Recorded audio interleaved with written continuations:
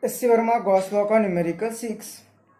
A charge Q is placed at a distance a upon 2 above the center of the horizontal square surface of HA as shown in figure. Find the flux of the electric field through the square surface. हमें एक square plate दी हुई है जिसकी सभी edges की length a दी हुई है।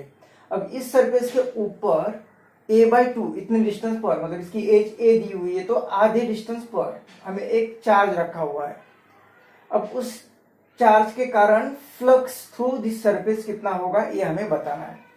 तो अगर फ्लक्स बताना है तो हम गॉस लॉ यूज करते हैं, और गॉस लॉ हमें क्या बताता है, तो इसीलिए क्वेश्चन 5 दिया था सिर्फ रिवाइज करने के लिए। तो गॉस लॉ क्या है कि जो फ्लक्स होता है is equal to charge enclosed upon epsilon not.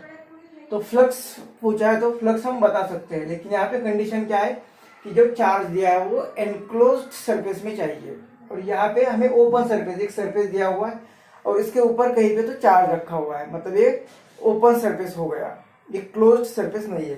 तो हमें यहाँ पे इमेजिन करना पड़ेगा कि यहाँ पे एक क्लोज सरफेस है। तो क्लोज सरफेस इमेजिन करना है, मतलब ये जो क्लोज बॉडी यहाँ पे बनानी पड़ेगी, इमेजिनरी बॉडी बनानी पड़ेगी, जिसे हम कहते हैं गॉसियन सरफेस। तो यहाँ पे अगर एक इमेजिनरी सरफेस बना देते इस तरह से, तो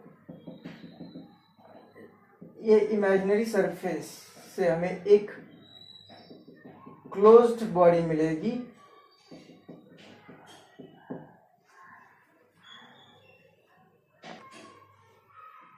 तो इस तरह से हमने इमेजिनरी क्यूब बनाया, यहाँ पे एक ही सरफेस दिया है लेकिन ये इमेजिनरी क्लोज्ड बॉडी बना दी।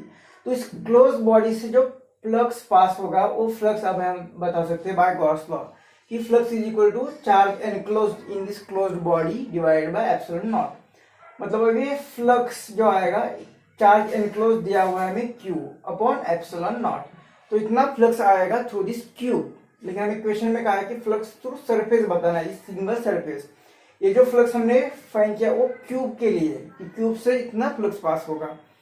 अब इसका ये जो सरफेस दिया हुआ है वो इसकी लेंथ ब्रेड्थ a दी हुई है, मतलब स्क्वायर होगा, और इस तरह से हर एक सरफेस हमने स्क्वायर बनाया है।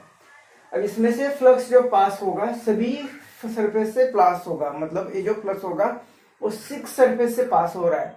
अब सभी के सरफेसेस इक्वल हो गए, तो यहाँ पे हर एक सरफेस से सेम फ्लक्स पास होगा, क्योंकि चारों डायरेक्शन से वो फ्लक्स पास हो रहा है। तो इस सरफेस से जो फ्लक्स पास होगा वो उसके 6 पार्ट, जो टोटल फ्लक्स है उसका 6th पार्ट 1/6 इतना ही फ्लक्स पास होगा।